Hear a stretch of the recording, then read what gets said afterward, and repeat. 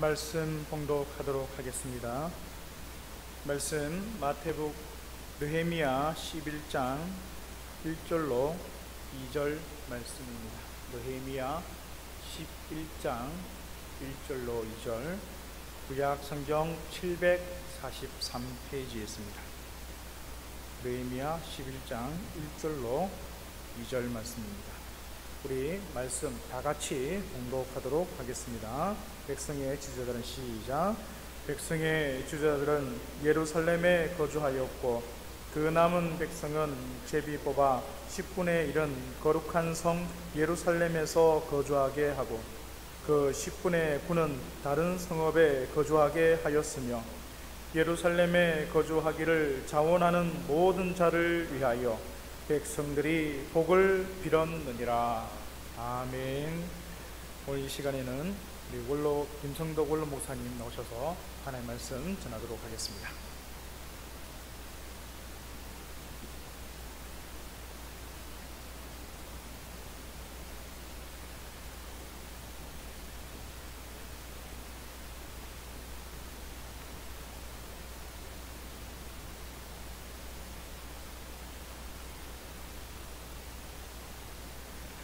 반갑습니다. 일하시던 목사님은 쉬러 가셨고 놀던 목사님은 일하러 왔습니다. 오늘도 은혜되는 시간 되시기를 주님의 이름으로 축원합니다.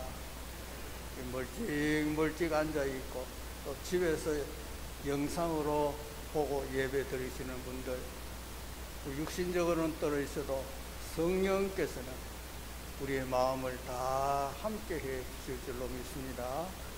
오늘도 성령의 역사로 우리 대민교회에 속한 모든 성도들이 또 이 예배 함께 하심으로 하나님의 살아계심을 체험할 수 있는 시간 되시기를 바랍니다.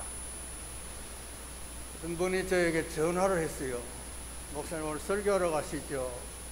그렇다고 얘기하니까 절대 설교할 때 마스크 벗지 마세요. 왜 그러냐 그랬더니 어느 교회에 목사님이 설교할 때 마스크 벗고 설교를 했는데 그걸 사진을 찍어가지고 고발했다는 것입니다.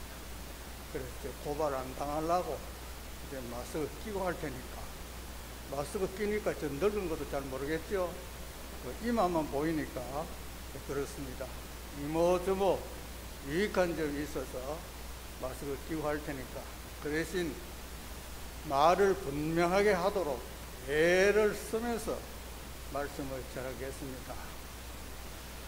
어떤 노총각이 결혼을 했습니다. 그 마을의 경사지요. 며칠 지난 다음에 마을 청년들이 이 새신랑을 초청을 했습니다. 그리고 새신랑에게 한 가지 제안을 했습니다. 우리가 문제를 낼 텐데 문제를 알아맞히면 우리가 한턱 내고, 문제를 못 알아맞히면 새신랑이 우리 위해서 한턱 내고, 그래 합시다. 그 신랑이 좋다고 했습니다. 청년들이 문제를 냈습니다. 방비를 먹고 자라는 것이 있는데 방귀 먹고 자라는 것이 뭡니까? 하고 물었습니다. 도저히 모르겠습니다. 한번 생각해도 모르겠습니다. 큰일 났다. 그리고 모르겠다고 얘기했더니 그거요, 누에입니다. 누에가 왜 방귀 먹고 사느냐 그러니까 뽕뽕뽕 먹고 살지 않느냐고. 그래서 졌습니다.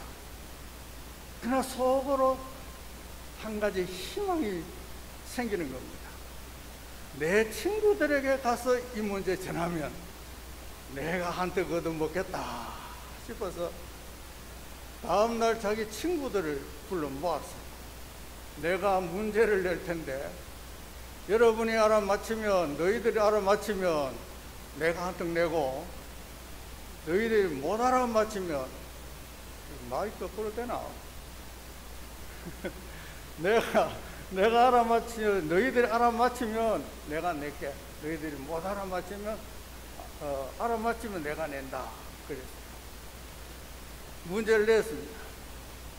꼭 묻고 자라는 것이 있는데 그게 뭡니까? 하고 질문했습니다. 누에 그랬어요.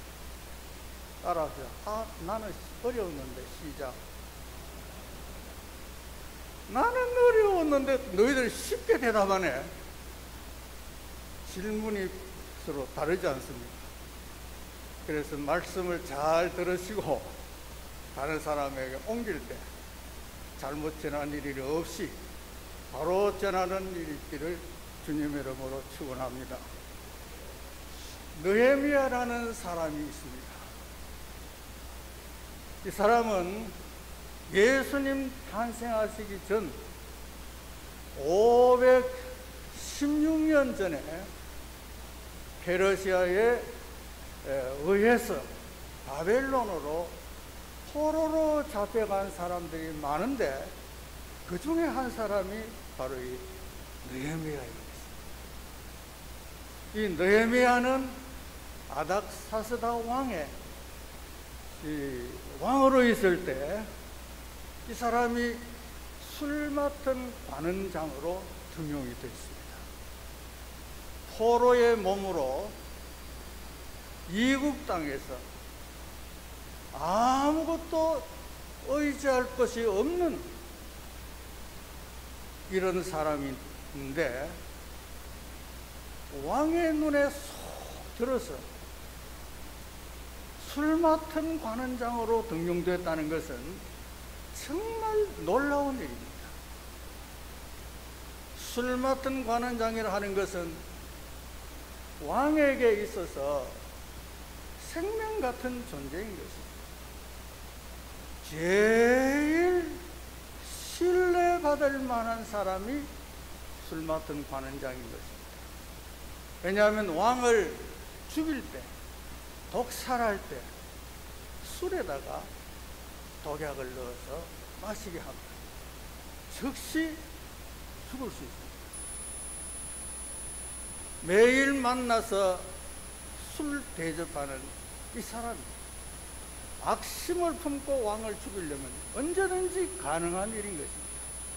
그렇기 때문에 술 맡은 관원장을 뽑을 때 가장 신실하고 가장 믿을만하고 가장 변심하지 않고 한 번 선택하게 되면 끝까지 충성하는 이런 인물을 등용해서 술 맡은 관원장으로 맡기는 것인데, 그 바산 나라에 수많은 사람들이 있지만 느헤미야가 왕의 눈에 들어서 술 맡은 관원장으로서의 직분을 감당하는 것은 얼마나 영광스러운 일인지 모릅니다. 그가 수산궁에서 자신의 일을 감당하고 있을 때 귀한 손님 한 분이 자기 친구와 함께 찾아왔습니다. 그게 누구냐 하면 사로잡힘을 면하고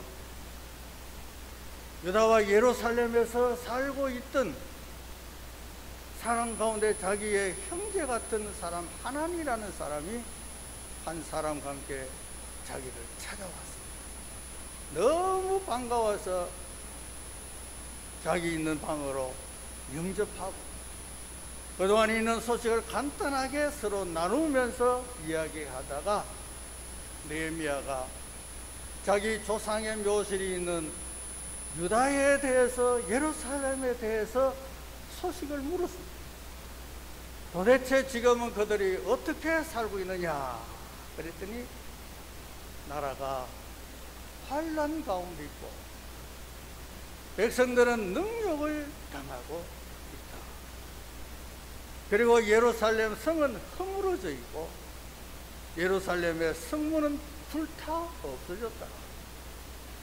이런데도 다시 성을 재건하고 성문을 달고 하는 이 일을 감당할 수 없어 방치하고 있는 이런 상황이라는 소식을 전해주었습니다.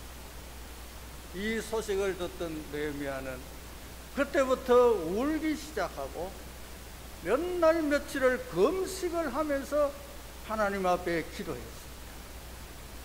그러다가 자기가 하는 일이 술 맡은 관원장이니까 술을 들고 임금님 앞에 나갔을 때 임금님이 깜짝 놀랍니다.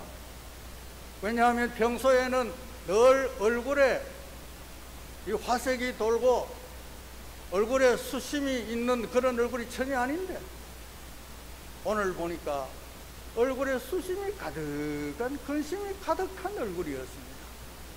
그래서 건강에 이상이 있는 것은 아닌가 해서 물어봤습니다. 지금까지 얼굴하고는 다르다. 너 얼굴에 보니까 근심이 가득한 얼굴인데 왜 그러냐 하고 물어봤더니 왕에게 이런 대답을 합니다. 내 조상의 묘실이 있는 애굽과 예루살렘,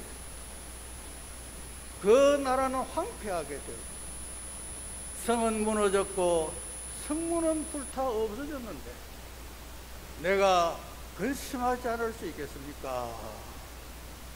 그랬더니 왕이 그걸 듣고 자기가 정말 사랑하는 신하가 이런 고통 가운데 근심하고 있는 내용을 듣고 감동이 되어서 내가 무엇을 해주면 좋겠느냐 그랬더니 예, 나를 예루살렘으로 보내주십시오.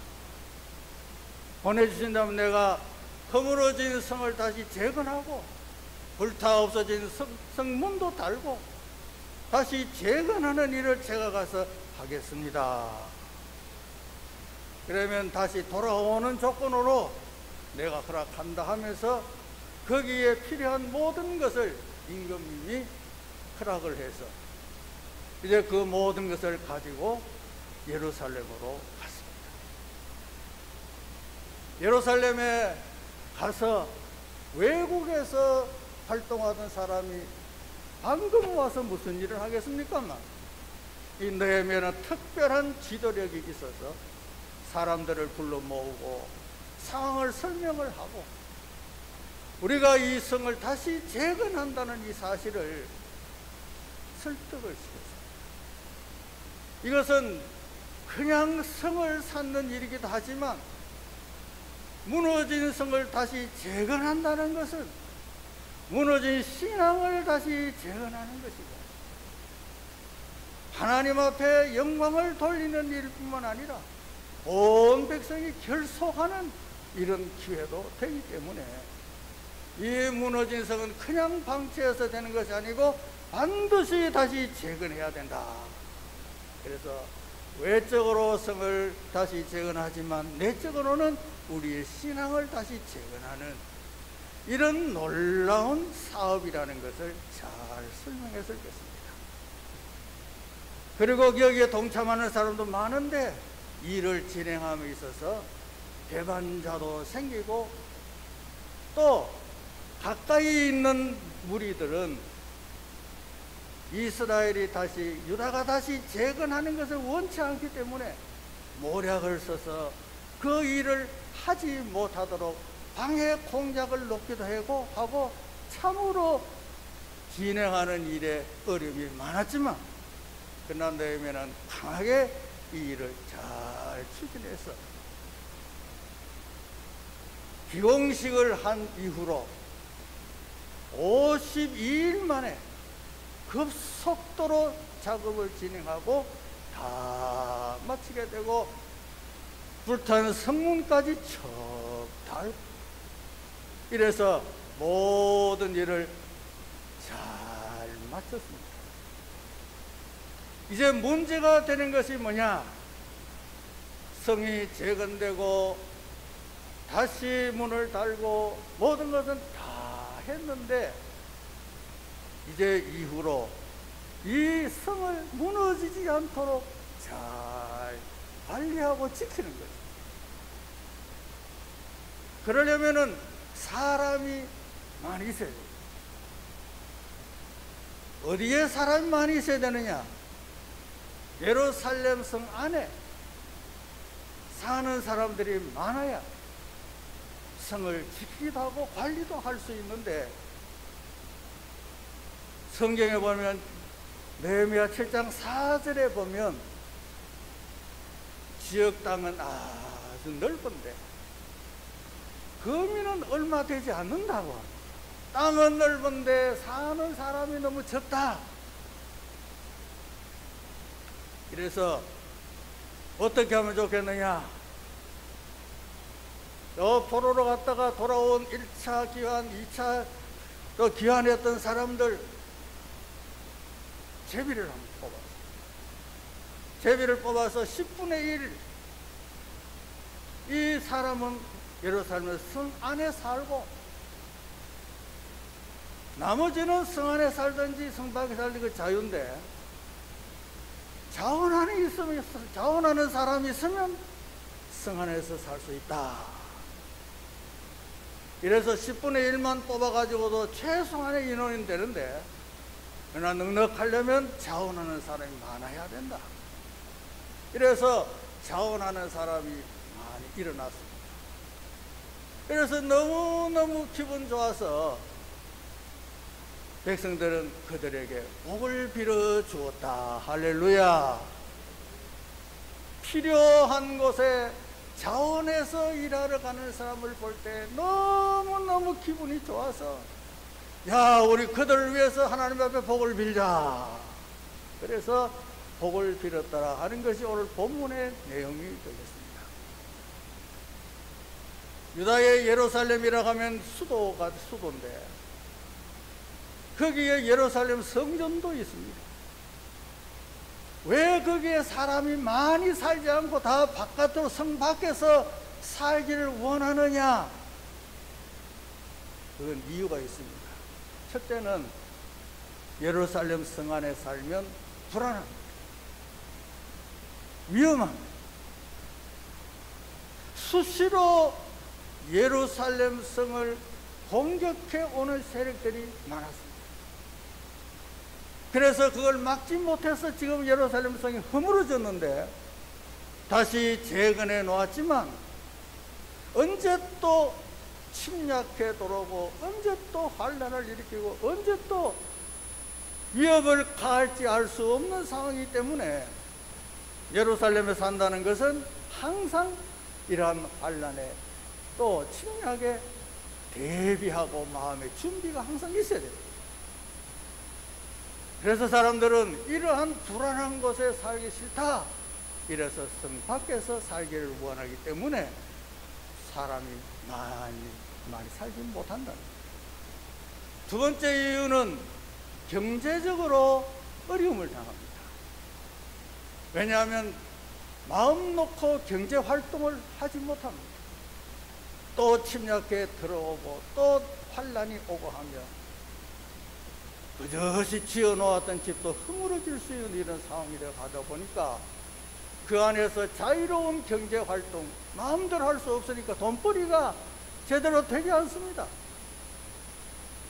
그래서 결국은 돈벌이 잘 되는, 그래도 살기 괜찮은 성 밖으로 나가서 자유롭게 사는 것이 두 번째고, 세 번째는 생활하는 것이 불편합니다. 왜냐? 오늘 본문을 보니 거기에는 지도자들이 많이 산다. 성 안에 지도자들이 많이 산다. 지도자는 어떤 지도자들이냐? 종교적 지도자들이 많이 산다. 그러면 평범한 사람이 살아가려면 종교 지도자들과 함께 산다는 것은 제약을 많이 받습니다. 그 사람들은 율법을 가르치고 율법 중심으로 생활하는 사람입니다. 그러다 보니까 그 율법대로 살지 못하면 지탄을 받습니다. 지도자들이 없는 곳에서는 그래도 자유로운데 전부 지도자들이 하면 내 생활 자체가 그들의 눈밖에 날 수 있기 때문에 그들과 같이 삶을 살아야 되니까 불편한 것이 많습니다. 이래서 성 안에 사는 것은 불편하다.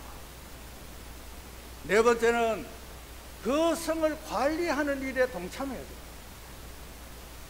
그러다 보니까 내 개인 생활을 하다가도 무슨 동원령이 내려간다면 그 일을 또 함께 가서 일을 해야 하고 하니까 관리하고 유지하고 지키는 이 일에 힘들기 때문에 많은 사람들이 백성 안에 살기를 꺼려야 합니다.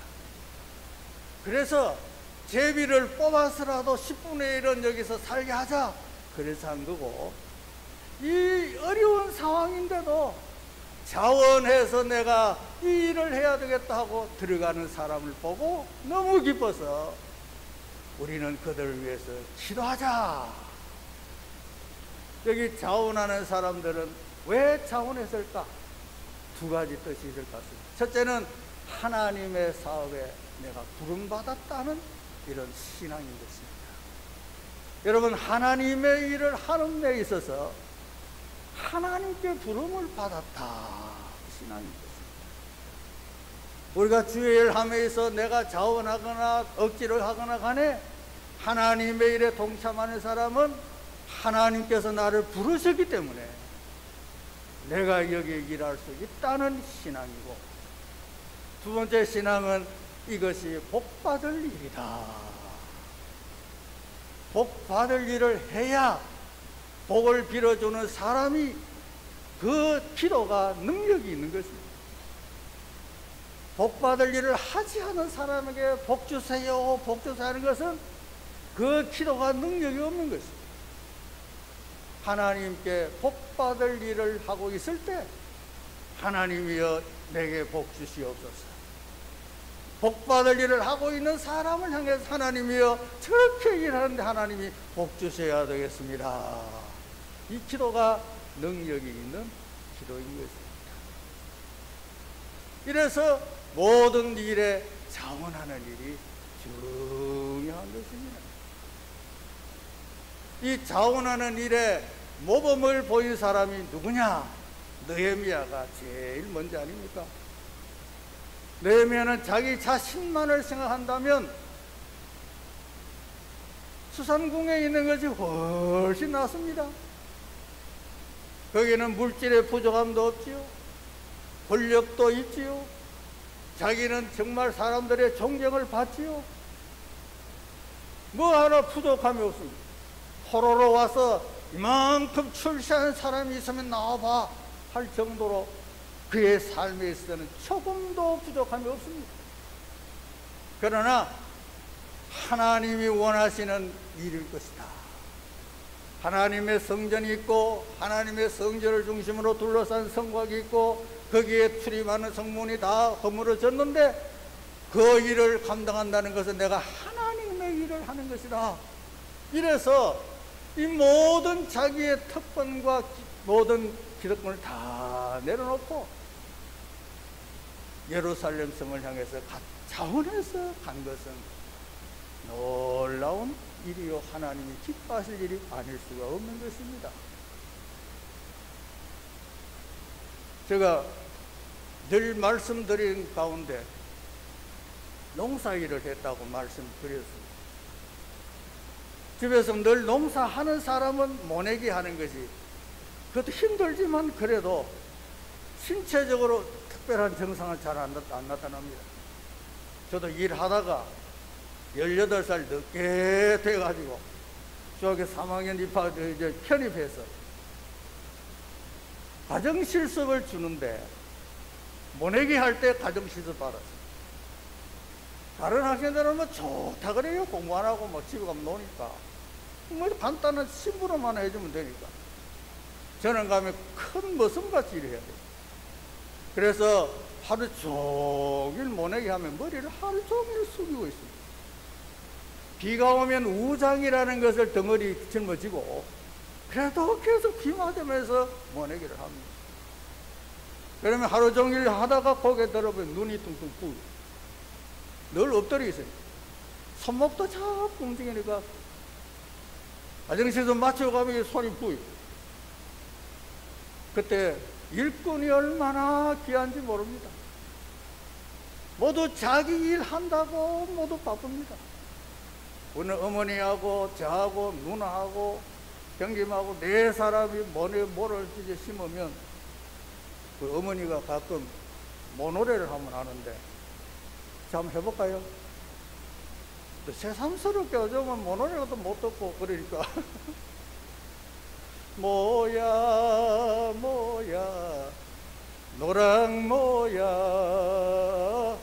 너 언제 커서 열매 열래 하고 이제 묻거든요.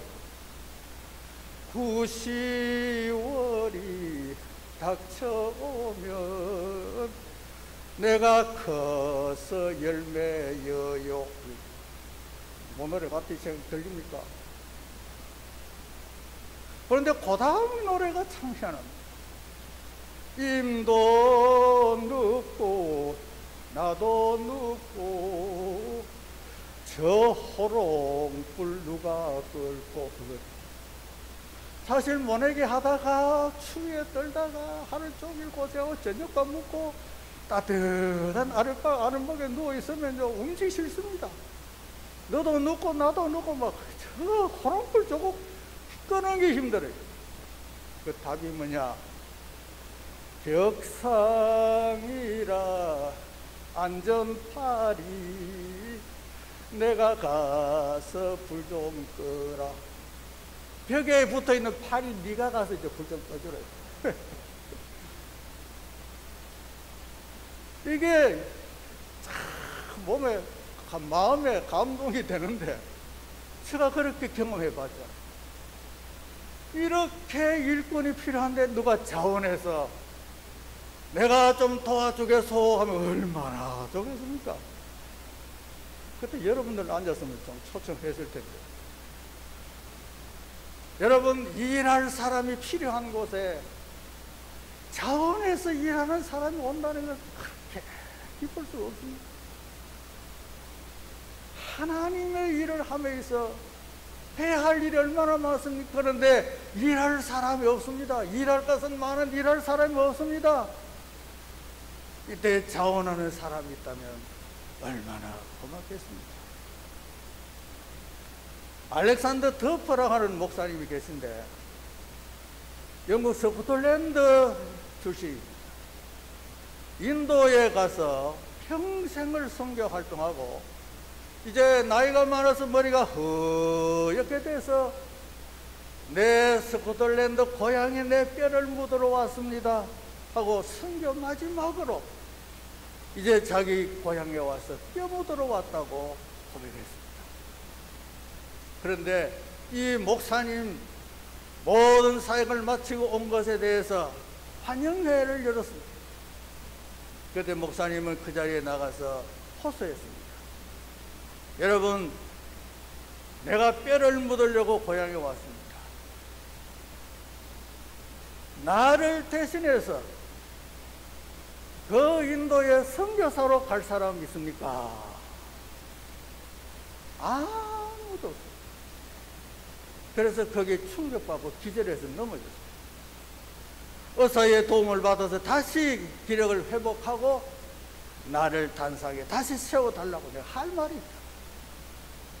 그러면서 백발이 성성한 노인 목사님이 단상에 서서 여러분, 빅토리아 여왕이 지원병을 요청할 때에 그 많은 젊은이들이 나도 가겠다 나도 가겠다 지원을 많이 했는데 하나님의 사업 선교사로 가는 일이 얼마나 귀한데 여기에 지원할 사람 한 사람도 없다는 말입니다. 그렇다면 내가 다시 인도에 가서 내가 다시 왔습니다. 내 뼈를 겐지스강 주변에다가 묻으려고 왔습니다 하고 내가 다시 가야 되겠습니다. 그랬더니 거기에 감동을 먹고 내가 가겠습니다. 내가 가겠습니다. 그래 자원해서 선교사로 가겠다는 사람이 나왔다는 것 아니겠습니까? 억지로 가는 것도 좋지만 하나님은 자원하는 걸 원하고 계십니다. 자원하는 마음을 내게 달라고 그렇게 기도할 사람이 있지 않습니까? 우리가 주일날 예배하는 것도 자원하는 일이고 직분 감당하는 것도 우리가 자원해서 하고 찬양대 하는 것도 자원해서 무슨 일이든지 자원해서 하면 마음이 기쁘고 즐겁습니다. 같은 일을 해도 내가 주인이다 하는 생각 가지고 일하는 하고 나는 노예다 하고 일하는 하고 차이가 다릅니다. 노예는 억지로 그냥 하다못해 사는 거지만 주인은 자원해서 기쁨으로 일을 하게 되는 것입니다. 몽골 선교사 한 분이 선교 활동을 하는데 1년, 2년 자기가 모든 것 다 희생해 가면서 물질도 자기가 쓰고 전부 희생하고 해서 교회 성도들을 모았는데 신앙이 자라지 않더라는 것은 신앙이 전혀 안 자라더라는 거예요. 이래서 안 되겠구나. 성도들로 하여금 뭘 할 수 있도록 해야 되겠다.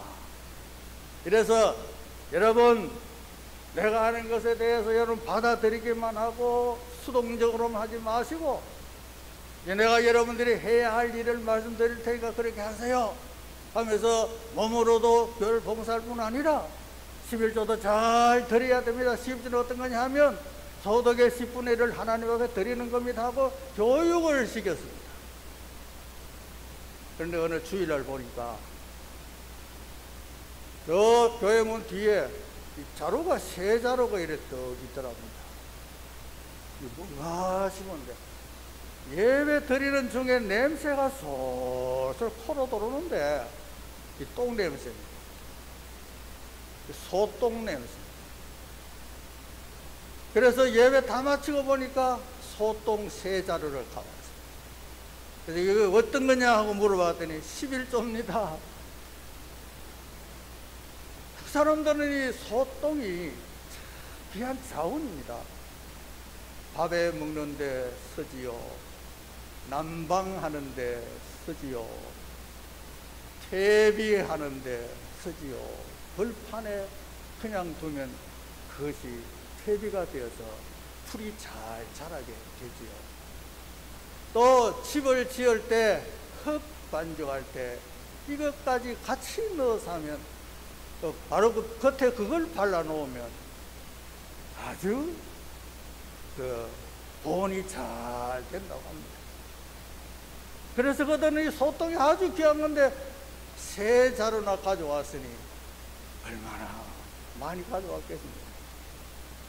그래서 하나님 앞에 기도해서 하나님, 이 소똥 가져온 거 감사합니다. 하나님 받으시고 이들에게 복을 내려 주시옵소서. 그랬는데 희한한 일이 있습니다. 자기 집에 있는데 소들이 자기 집 다른 집에 소물이 자기 집 앞으로 지나가는데 올실컷 먹고 집에 돌아올 때 자기 집 근처에다가 막 똥을 다 싸고 가더라고요. 그래서 하나님께 드렸더니 이렇게 하나님이 역사하시는구나. 그래서 선교사님 그걸 고백을 하더라는 거예요. 하나님께 은혜 받으려면 은혜 받을 일을 하고, 복을 받으려면 복 받을 일을 하고, 내가 뭔가 하고 해야 돼. 그 중에 제일 귀한 것은 자원하는 자들. 다 감동이 됩니다. 그래서 내가 나에게 복 달라고 기도할 뿐은 아니지만 남이 나의 행위를 보고 기도하게 되더라는 것입니다. 우리 주의 일에 다 자원해서 일한다면 내 자신도 기쁘고 보는 사람도 감동을 시키고 하나님도 기뻐하셔서 은혜와 복을 주실 줄로 믿습니다. 기도하겠습니다. 하나님 아버지, 은혜 감사합니다. 주의 전에 나와 예배하면서 느헤미야가 자원해서 어려운 곳에 뛰어들어 일한 것은 하나님께 부름받은 신앙의 고백이기도 하고 복받을 일을 한 것인 줄 믿습니다. 예루살렘 성 안에 살기 어렵지만 그래도 자원해서 들어가는 사람들을 볼 때에 감격스러워서 백성들이 그들을 위해 기도를 복을 빌었던 것 같이 우리도 매사에 자원해서 일함으로 인해서 우리를 위하여 기도하는 사람도 있고 하나님을 기쁘시게 하기도 하고 나 자신도 일하는 보람의 기쁨이 넘치는 삶이 될 수 있도록 자원하며 사는 우리 모두가 되게 해 주옵소서. 예수님의 이름으로 기도드립니다.